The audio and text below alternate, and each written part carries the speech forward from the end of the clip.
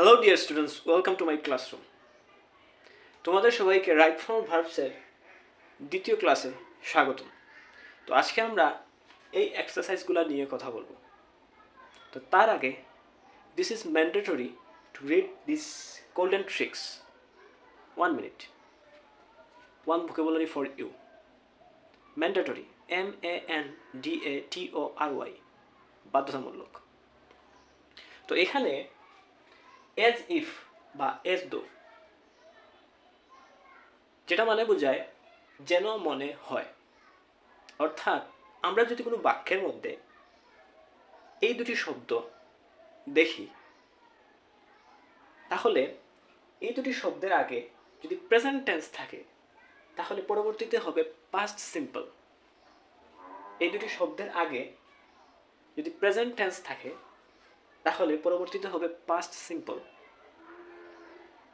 আবার যদি past indefinite থাকে তাহলে পরবর্তীতে হবে পাস্ট পারফেক্ট। যদি পাস্ট ইনডিফিনিট থাকে তাহলে পরবর্তীতে হবে পাস্ট পারফেক্ট। তো এখানে আরেকটা জিনিস, গোল্ডেন ট্রিক্স 2, অর্থাৎ আমরা সবসময় মনে রাখবো যে ডিড বসে সবসময় পাস্ট টেন্সের ক্ষেত্রে, ডু বসে প্রেজেন্ট টেন্সের ক্ষেত্রে, এবং ডাজ বসে থার্ড পারসন সিঙ্গুলার নাম্বারের ক্ষেত্রে। আচ্ছা, পার্সন সম্বন্ধে তো জানা আছে নাকি? এখানে পার্সন সাধারণত 3 ধরনের: first person, second person and third person. First person অর্থাৎ যেটা আমাকে নির্দেশ করবে, আমাকে। উদাহরণস্বরূপ আই, আমি, উই, আমরা, আমরার মধ্যেও কিন্তু আমি আছি, আমাকে নির্দেশ করছে।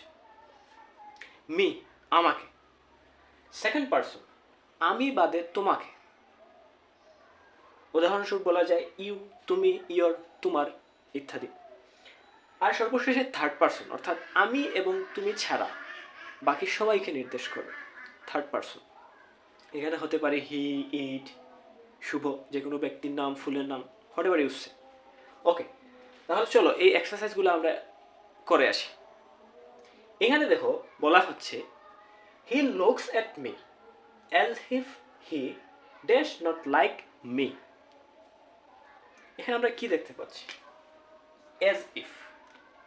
আমি বলেছিলাম যে অ্যাজ ইফ যদি কোনো সেন্টেন্সে আমরা দেখতে পাই, আগেরটা যদি প্রেজেন্টে হয় পরেরটা হবে পাস্ট সিম্পলে। এখানে দেখো হি লুকস, এখানে হিটা কি থার্ড পারসন এবং সিঙ্গুলার নাম্বার, তাই এখানে ভার্বের সাথে এস যুক্ত হয়েছে। আরেকটা রুলস তোমাদের বলে দেই যে থার্ড পারসন সিঙ্গুলার নাম্বার হলে ভার্বের সাথে এস বা ইএস যুক্ত হয়। তাহলে এইখানে আমরা দেখতে পাচ্ছি যে এইটা রয়েছে প্রেজেন্টে। কিসে রয়েছে? প্রেজেন্টে। তাহলে সেটা পরবর্তী যে ভার্বটা হবে সেটা কিসে হবে? পাস্ট সিম্পলে। কী হবে? পাস্ট সিম্পলে। তো এখানে আমরা যেহেতু পাস্ট টেন্স, তাই এখানে আমরা কি নিব? ডিড। তাহলে এখানে কি হবে?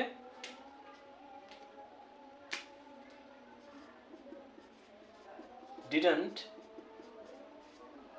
লাইক। আরেকটা জিনিস বলে রাখি, এই ডিড, ডু আর ডাজ এগুলার পরে সবসময় ভার্বস বেস ফর্ম, অর্থাৎ ভার্বটি বেস ফর্ম গ্রহণ করে। তাহলে এখানে দেখো তো এই যে ডিডটা কেন আসলো, আমরা তো বুঝতে পারলাম যে এখানে প্রেজেন্টে থাকলে পরবর্তীতে কি হবে? পাস্ট সিম্পলে হবে। তাই আমরা এখানে ডিড নিয়ে আসলাম, যেহেতু নেগেটিভ এখানে ডিডেন্ট হয়েছে। আর এখানে দেখো এই লাইকটার কিন্তু বেস ফর্মই বসেছে। তাহলে কি মনে রাখবো যে ডু ডিড ডাজের পরে ভার্বের সবসময় কি হয়? Base form. তাহলে এটা ক্লিয়ার যে কি? He looks at me as if he didn't like me. আরেকটা জিনিস আমরা মাথায় রাখতে পারি, এই এজ ইফ বা এজ দো যেটাই বলো না কেন, এইটার পর কল্পিত ঘটনা, 90% কল্পিত ঘটনা আসে। মনে করো হি লুকস অ্যাট মি, সে আমার দিকে এমনভাবে তাকাচ্ছে, এজ হিফ, যেন মনে হয় সে আমাকে পছন্দ করে না। You are not sure about that. তুমি শিওর না যে সে আমাকে পছন্দ করে কি না। তুমি বলছো যে কি কল্পনা করতেছো যে কি সে আমাকে পছন্দ করে না, হয়তো পছন্দ করে। তাহলে কি কল্পিত ঘটনা। আবার দেখো the child cried as though he just lose everything.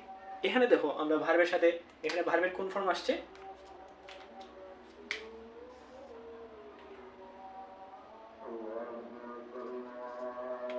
V2 cried। তাহলে এটা কোন টেন্সে আছে? এটা আছে পাস্ট টেন্স, সরি পাস্ট ইনডিফিনিটে। কোন টেন্সে আছে? পাস্ট ইনডিফিনিটে। যদি পাস্ট ইনডিফিনিটে হয় পরবর্তীতে কি হবে? পাস্ট পারফেক্ট হবে। পাস্ট পারফেক্ট হবে না?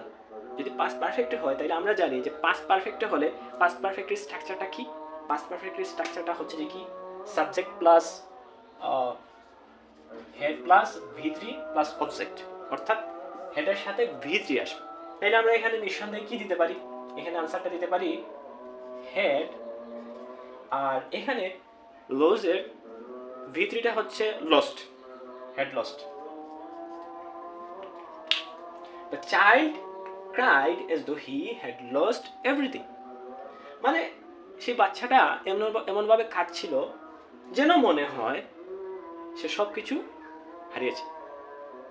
এটা একটা কি কল্পিত ঘটনা।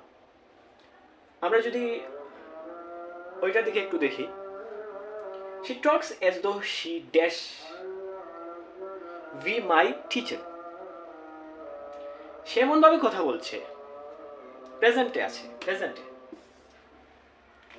যেন মনে হয় as though she dash my teacher, সে আমার শিক্ষক হয়। আমরা বলেছিলাম যে as if বা as though যদি থাকে, আগে যদি প্রেজেন্ট টেন্স হয় পরবর্তীতে হবে পাস্ট সিম্পল, এবং যদি পাস্ট ইনডিফিনিট হয় তাহলে হবে পাস্ট পারফেক্ট। তো এছাড়াও আরেকটা জিনিস মাথায় রাখবে যে এরপরে যদি ভি ভার্ব আসে তাহলে সর্বদা ওয়ার বসবে। সর্বদা কি বসবে? ওয়ার বসবে। সো মাই ডিয়ার স্টুডেন্টস, আজকের মতো এতটুকুই। So this is most significant for JSC, SSC, HSC, even BCS, because I collect these questions from BCS questions bank.